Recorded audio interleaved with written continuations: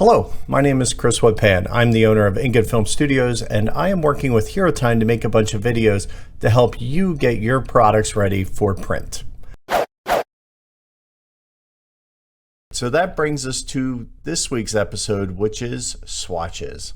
You've spent a lot of time trying to get the right colors. Now let's make sure that we can consistently use them throughout our projects. We'll also touch a little bit on libraries, which is a great product between the Creative Cloud applications like Illustrator, Photoshop, and even into After Effects and Premiere, that you can share your library, and then that will have all of your color and even graphical information if you choose to go that far with it. So without further ado, let's hop into Photoshop so that we can get a look at what swatches look like.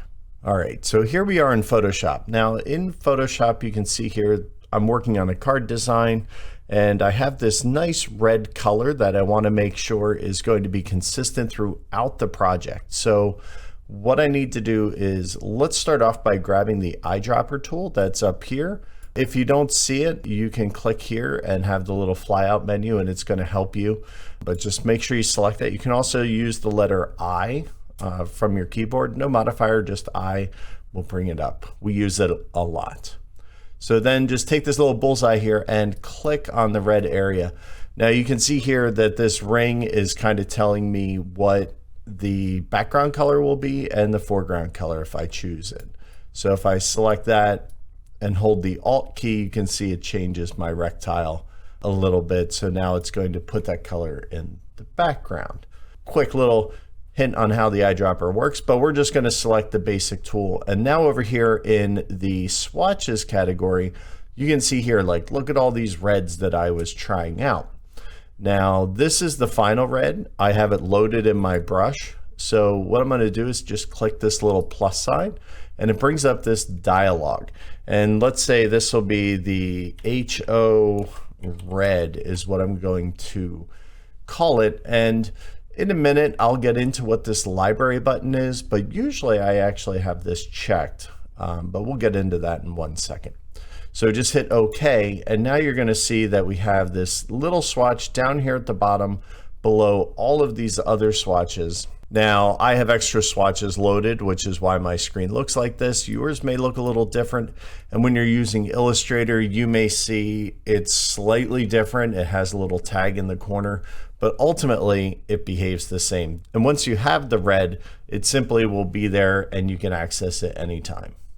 Let's repeat the process. So here is another color. So we're going to hit I to get our eyedropper, click on the purple, and then we're going to hit our little plus sign, and we're going to call this LGB purple. We're going to hit OK. If you want to organize these within your swatches, you can simply do that by selecting a new group, and let's call this train cards.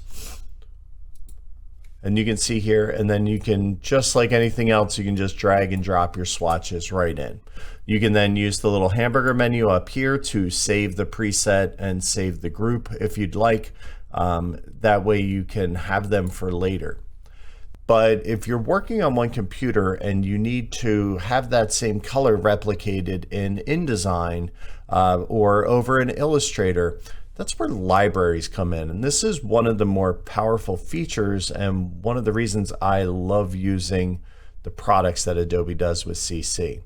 So down here you see I have a libraries tab. If you don't see the libraries tab, just go to Windows, click on libraries, and then you'll be able to find it. And you can see here pretty much any project that I do, I create a library for. For instance, if I go here to the HeroTime one, you can see that I have some color groups. I have some individual swatch colors. I also have a piece of artwork should I need it, which is great because if it's something I need, I can just drag it out and drop it. Let's create a new library, and let's call this the train card library. All right, and now you can see there's nothing in here at the moment, but if we go up to our swatches, I can now drag that purple in and it lives there. Same thing with the red. Pretty cool, huh? Let's say I need to pick up this gray color. So I'm going to click on the gray and I'm going to add it to my train card swatch. So I hit that. Now here, I'm working in this library, so now if I select that, you'll see that I will now be able to add it to my current library. So let's call this background gray. And boom. So now you can see it populated both my swatches and it's now in my library as well. How cool is that?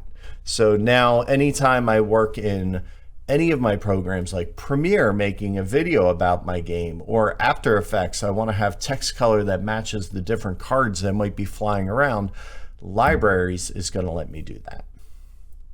So you can see the huge power behind swatches. Swatches allow you to communicate your color data across multiple platforms if you're using CC, and pretty much every program is going to have the ability to group swatches and then save them for later use. Libraries will be great because they're going to allow you to have that data spread across multiple programs.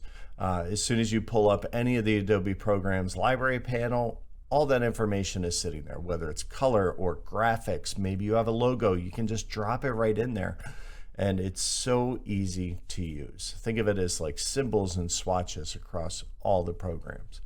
So that kind of wraps up our color series. We're going to be diving into text. Text is a huge part of any board game, and we have multiple parts that are going to cover the different things you need to know about how to use text. So until next time, thank you for watching, and we'll see you then.